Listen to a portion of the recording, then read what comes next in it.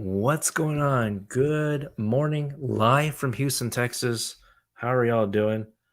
Um, Today, we're going to talk about waivers. Okay.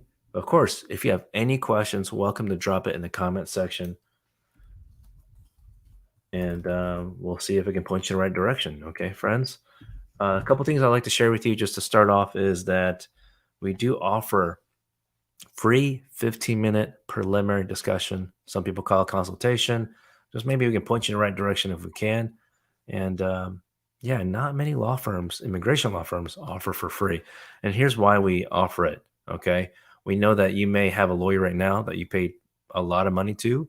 And sometimes, because, and I'm not just speculating, this is real time information, correct information from people who call us say, my lawyer, my law firm that I've hired has not responded to me, and it's been several months.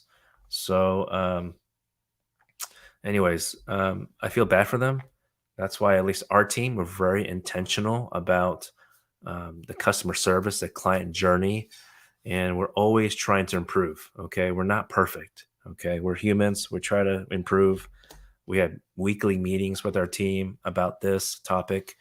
But anyways, about that free 15 minutes. We're going to share the secret code towards the end of the show. Okay. And you can use that secret code to unlock the free 15 minutes when you talk to our cares team. Okay. And yeah, waivers. Okay. Am I eligible for a waiver? This is a question that a lot of people ask. The most common situation where people need a waiver, okay, is when they have unlawful presence.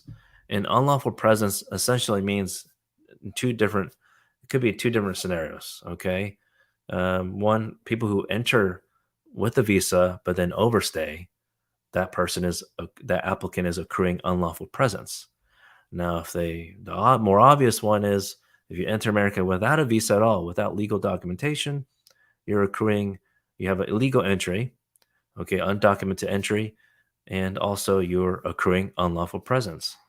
So, quick tip here, if you're not many people know this, if you have a child that who is accruing unlawful presence, overstay their visa, and before they turn 18, okay, and if still overstay, and you have some family members back in your country of nationality, and you're considering like, what should we do?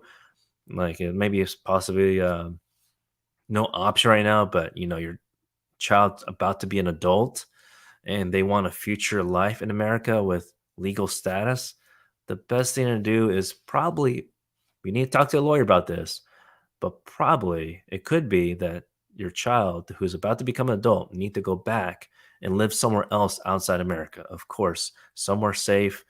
And but yeah, everyone's case is different. But a lot of people don't know that when a child is overstayed their visa, they actually don't legally accrue unlawful presence until the day they turn 18. So that's a hot tip. Hopefully, you keep that in mind for the future if you have kids. Um, but the thing, one of the main qualifications to ensure that you're eligible for a waiver. Now, there's several different waivers, different reasons to waive inadmissibility. Okay, inadmissibility is a fancy legal word for grounds or reasons to remove you, aka deport someone from America. Okay, so um, there's a whole section for inadmissibility grounds and another section for deportability grounds. So we're not going to go into that kind of detail right now. But again, if you have any questions, welcome to drop it in the comments. I'll see if I can point you in the right direction. And then, by the way, if later on you're saying, John, you didn't answer my question, you're welcome to call in or 720-740-4247, or you're welcome to go to our website, click down below, greencardguys.com, click on the Contact Us page, which I can share with you how to do that real quick. Go to our website, click on Contact Us on top, scroll down to Take Quiz, answer a few questions. We'll try not to make it too difficult for you. And after that, you're going to have an opportunity to self-schedule an appointment, actually. Okay. All we've done all these little mini steps to help you make it easier for you to schedule an appointment because you might call a law office and they don't answer. Some people have told us that when they're even just looking for a new lawyer, that they don't receive callbacks. Kind of weird, right? Um, so yeah, it just that might be an indication that they just don't have good processes set up. Let me close my door real quick.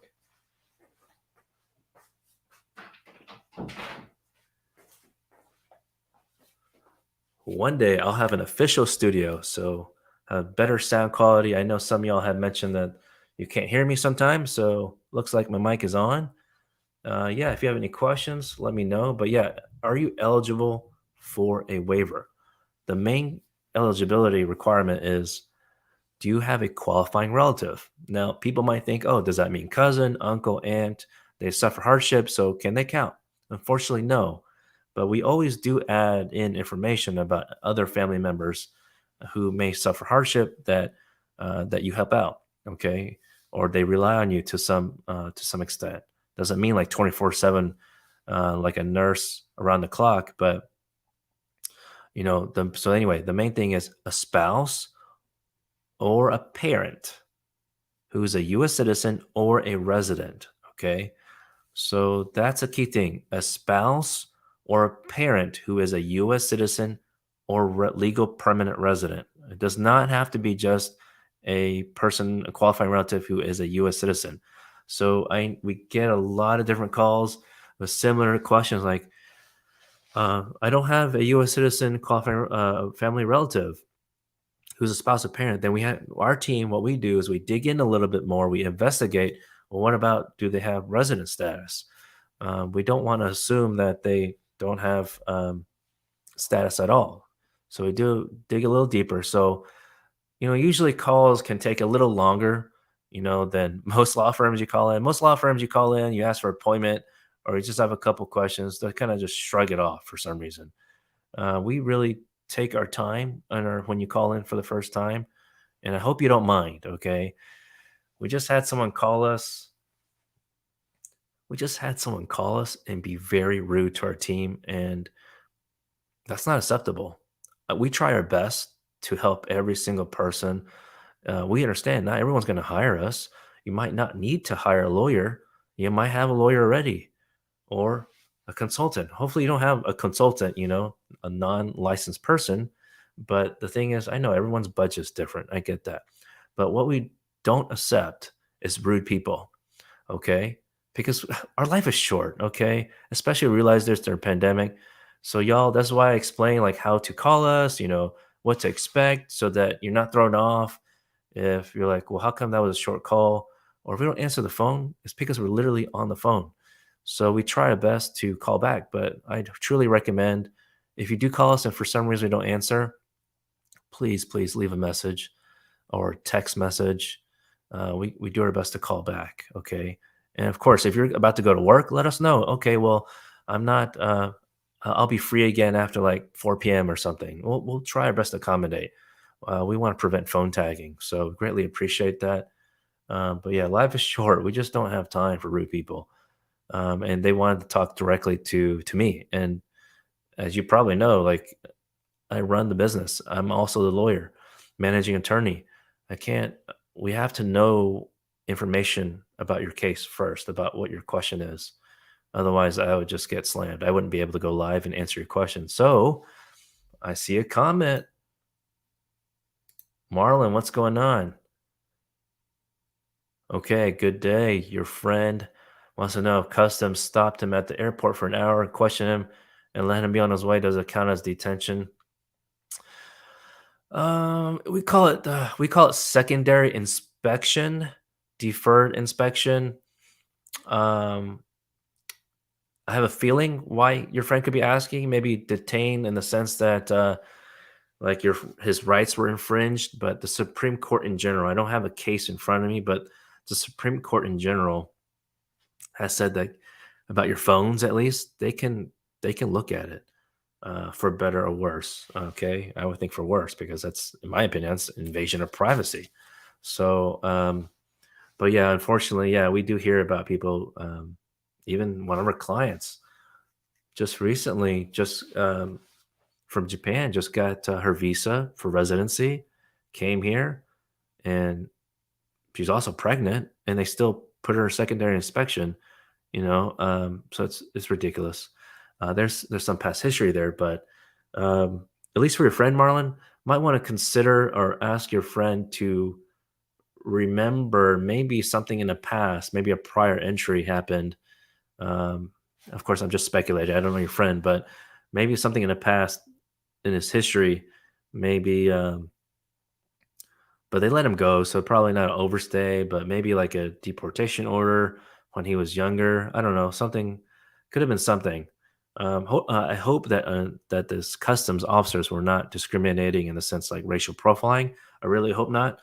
But hopefully that helps a little bit, Marlon, your buddy. Okay, but speaking of customs, don't want to get thrown off the topic here, but I always love to share tips. But speaking of customs, you really have to be careful the language you use with not saying like profanity. That's obvious, okay? Probably not a good idea to use profanity in front of officers. You don't want to raise the tension, okay? Let's reduce the tension. That's what we're trying to do, okay? You're welcome, Marlon.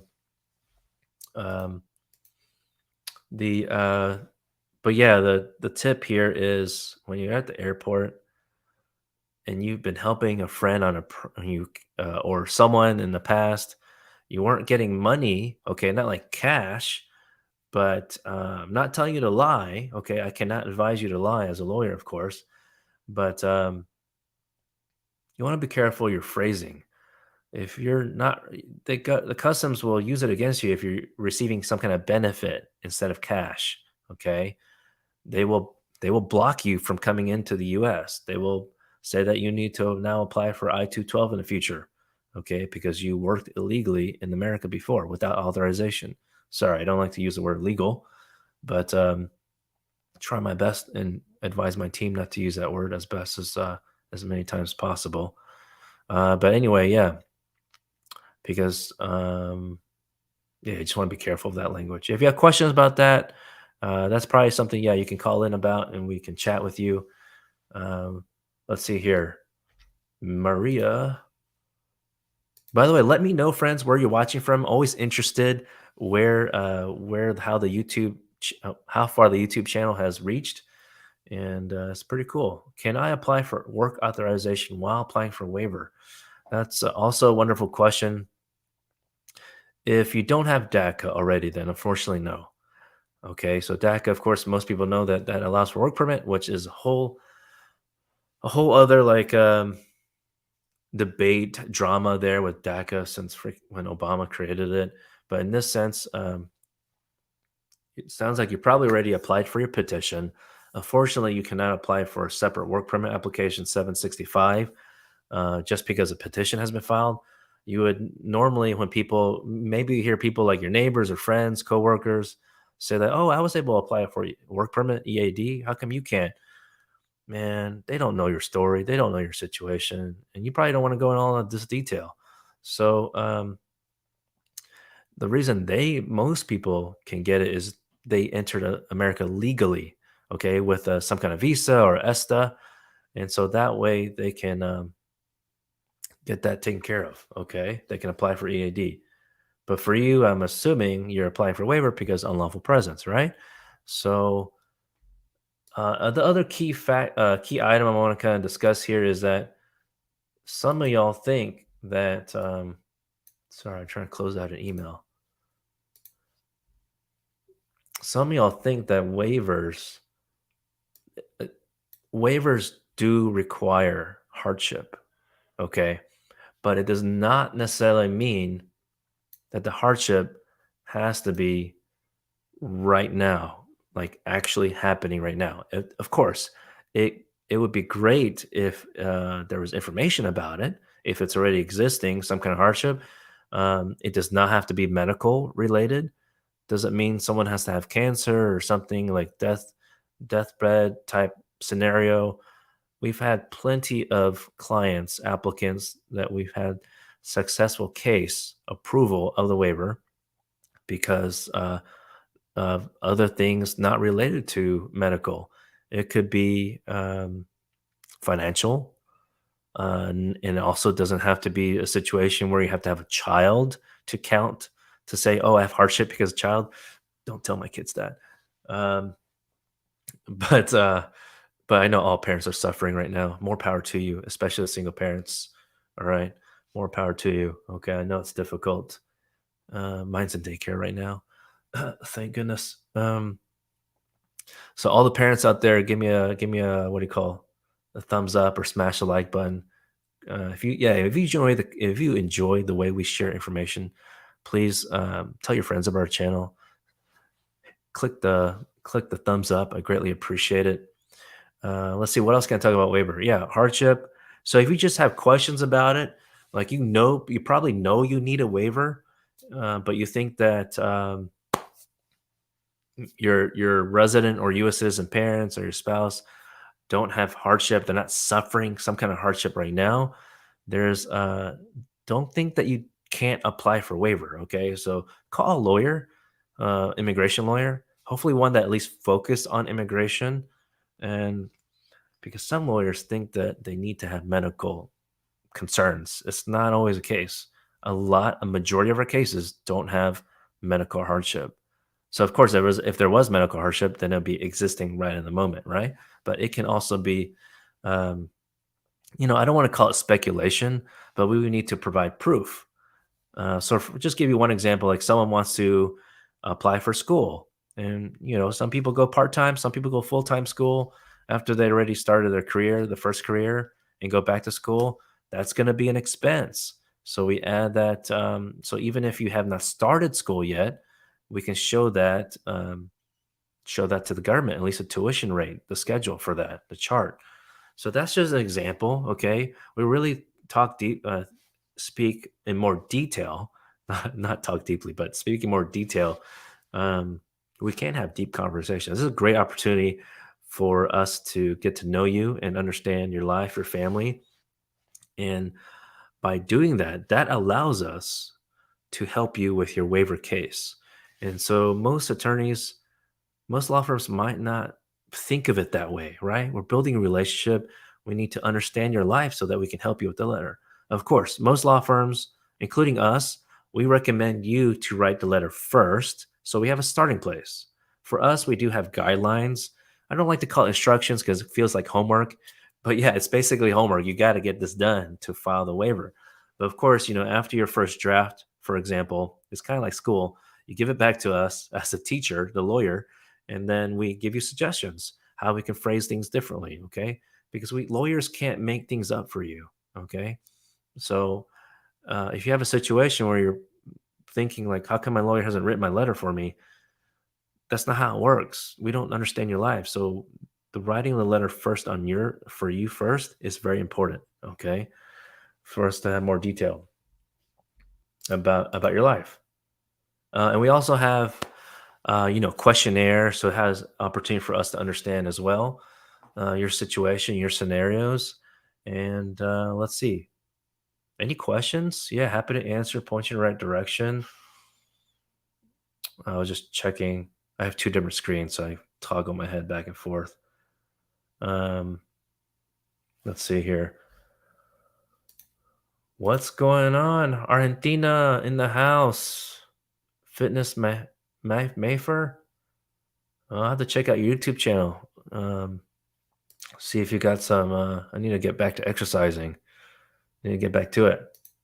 Thank you, Olga. Appreciate it. Maria from San Jose. Thank you. Thanks for watching. If you haven't already, maybe you just opened it up on your phone or on the computer. This channel. Welcome to Green Card Guys TV. We practice immigration law here in the United States, specifically in Houston, Texas, but we do accept clients from all over the world to help you get your legal status. It could be a visa, maybe a temporary work visa like H-1B, residency status to live here permanently, and then eventually become a U.S. citizen. That is part of our vision, okay, to help you live and work in America legally. Now, someone just asked us on Instagram, I think the other day, do we help with illegal immigration and legal immigration? Some of my team members thought that that was like one of those conservative people asking. I think maybe it could be just a misunderstanding. Maybe this person literally was asking, like, can we help people who don't have status, who maybe they overstayed their visa or they entered without documentation, and help those folks get legal status? Absolutely. We help them both ways, both classification, I guess you can say. There are options. You might not know that it exists. Like for example, that's why we had this topic today. Am I eligible for a waiver? Someone that called in earlier this week had a consultation with one of our attorneys. He said that his family preference category, I believe it was F1 or F3, it's been approved for a long time, many years. But he was contacting NVC every year. I don't remember how he was contacting, basically to preserve the visa in the future, right? But the priority date already passed. So, by the way, I try to mention this in every episode, every show. If your priority date already reached the chart B, typically, okay, let's say in family preference at least, you don't want to wait 1 year after that because National Visa Center, Department of State, they want to see that you have taken action on your case to preserve the visa. So why wait? So in this scenario, this person was waiting because he knew that he's unlawfully in the United States. If he leaves, he's going to trigger a 10-year bar. Okay, so that is the main reason you need the waiver, 601A waiver. Okay. You go on the uscs.gov website or just Google search 601A waiver and make sure when you click on that result, that it goes to USCIS government website. So make sure it's legit. There could be a lot of, scammers out there, unfortunately, or private companies. So, anyways, you can read more about it. We have a guide about it as well. Okay, so this is go to our website, greencardguys.com. You can go scroll down usually towards the bottom of our website, and there's going to be different subjects. Okay, we have a bunch of different guides. That's not all on our website. If we put it out there, it'll be overloaded, right? We don't want to go a little too crazy. So check that out. And we also have one about mandamus lawsuit, federal lawsuit. Whenever there's delays, unreasonable delays. Look, I mean, some y'all call in and say, I miss my loved one. I get it. But sometimes your timeline has not been quote unquote unreasonable. If you file your petition like 6 months ago, that's not unreasonable yet. It's still normal times. Okay. But if you don't know, it's okay. Our team's happy to answer that question for you. If you just want to check, we completely understand.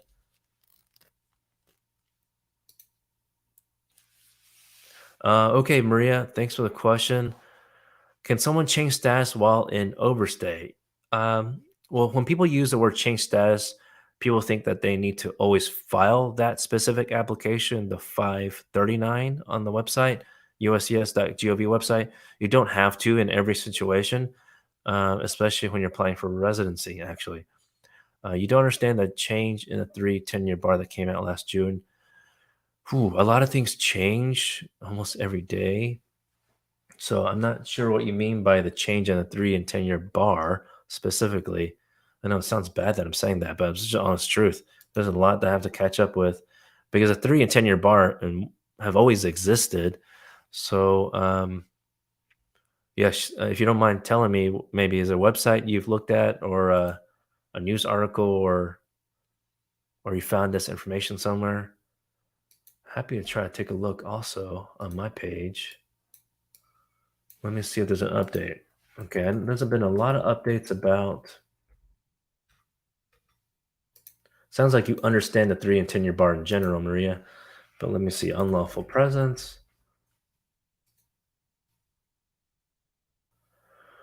Okay, let's see. Okay, I do see something from June 2024. I'm sorry, June 24th, 2022. Wow, I'm thinking really in the future. Okay, I don't see anything updated though. When I clicked on it, it just said June 24th, 2022. Let me share my screen so y'all know what I'm looking at. Always like to go to the source and share it with y'all. Okay, so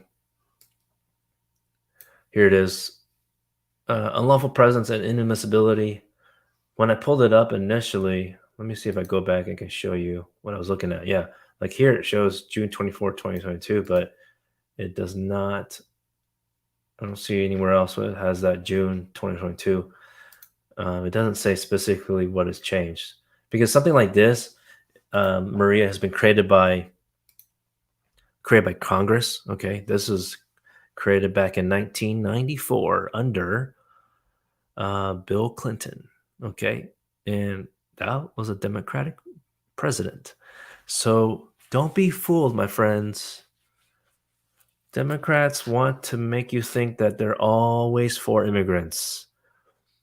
Don't always think that if you have there could be a non immigration type bill that can affect immigrants or foreign nationals. So you always got to be on alert, okay? Don't always just assume that one person, just because they're a Democrat or just because they're Republican, that, they're stuck in their ways. We have to contact them. Okay, that's on my rant. That's my side rant. What am I trying to say at the end of the day? Democrats need to help to get the moderate Democrats and the Republicans on board for immigration reform. And that means they need to hear from us more often. Okay. But Maria, if you can give me a little more context, what you saw or read about, please let me know. That can help. John, does USCIS always send a letter to notify receipt of your I-130? Yes, they could send it by if you filed the I-130 online, which by the way you can. Okay, you can file it online, and the great thing about filing online is you can get the receipt notice on the spot. Okay, like literally instantaneously. However, the online system is not always perfect. It's not always going to. Sometimes there's glitches in the system. Like we had one client. I remember, like I think 1 or 2 months ago, said that so and so's name is in a different box. Like, man, let's say mother's and father's names switched up. Like we input it in the correct spot, or they did. So, um, yeah, USCS they need to fix it a little better. But yeah, they always do send if you filed it by mail, they're gonna mail the receipt notice to you. Really, any kind of notices, they're gonna mail it to you in that sense. Okay. But yeah, usually it takes on average minimum 4 weeks to receive the receipt notice. That's a safe timetable. Okay. Yes, during the heat of the pandemic, I guess you could say it did take longer, but now it's been back to normal, about average 4 weeks. Okay. Hopefully, if you have filed your petition recently, hopefully you get it soon, Marlon. Let's see here. You're welcome. Happy to help. So we're reaching almost 30 minutes, so I'm going to share the secret code very soon. But yeah, in terms of filing, for those that are wondering, should I file online or not? USCIS website does not allow online filings for all applications. So if you're wondering, can I file petition and adjustment of status 485? No, you can't. Okay, but I guess you could file like the petition by itself and then file 485 after. But personally, in our office, also, we like to file everything together if you're eligible for the residency. Like, for example, Maria, I think you talked about the petition. Someone talked about petition only. And, or yeah, Maria asked about work authorization while applying for waiver. So, in that situation, you cannot file the waiver together with the petition. Okay, so that's another hot tip. I want to save you your government fees because you never know. In that kind of situation, if you're not eligible to apply for the waiver while you apply for a petition, I mean, no one's eligible to do that. You have to wait, unfortunately. So that's what I was trying to say the other day. The petition is step number one. After that is approved, which on average takes about 8 months, minimum 8 months, then you can apply for the waiver, okay, for the 601A waiver. If it was 601 to waive other things other than unlawful presence, then yes, you can file, generally speaking, together with the petition and the 485. So again, everyone's situation is different. So that's why sometimes if you do have a consultation with us it might take us, another day to get back to you, like a full on strategy, what to do, because we want to chat with the legal team. Like we have office hours every day of the week, except Saturday and Sunday. We do have to rest a little bit. Okay, so now stick a code. Where is it at? Right here. Okay, if you're new to the channel, then you need to write this down, green card guys. And when you call in or schedule an appointment, the cares team will ask you for the code, or so it shows that we can prioritize the scheduling of your consultation if you share the secret code. Okay, because we get a lot of calls, so that just helps us know that you've been watching our channel and getting value. Hopefully, you've been getting some value from our episodes. Okay, sharing information. Let's see what else to share with you. If you're tuning in for the first time, then you don't know, but I took the plunge. I have TikTok now. I have been uploading there in a while because of recording, just because I have a lot to do. But I'm gonna get back to it. Okay, it's like me saying I need to exercise. I will get back to it. But if you don't have TikTok already, try not to get sucked in. Okay. But if you're on it already, please give it a follow. I greatly appreciate it. All right, friends. I think that wraps it up. I don't see any questions. Thank you so much. We're gonna have another episode tomorrow on the live show. I hope 11:30 works for y'all. I mean, obviously the people y'all that are watching, I appreciate it. But if you're watching this later, I'm always open to understanding better what is a better time for you, since you've been watching our channel. Greatly appreciate it. All right, and until next time, please stay safe.